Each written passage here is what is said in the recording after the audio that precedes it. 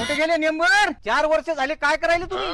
चला सरपंचाकडे आज फैसलाच हो द्या. समजा गाव लुटून खाल्लं रे तुझ्या सरपंचानं. सरपंच बाहेर या बाहेर. अरे जाय बा जाय, पहिले सरपंचाला बोल ना. रेकॉर्डिंग चालू करतो, त्याचा गेमच वाजू. राम राम राम राम.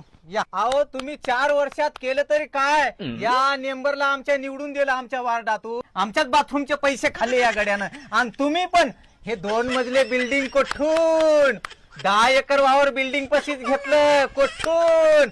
एक ट्रॅक्टर घेतलं कोठून. खोटं बोलायचं नाही सरपंच. असं आहे का?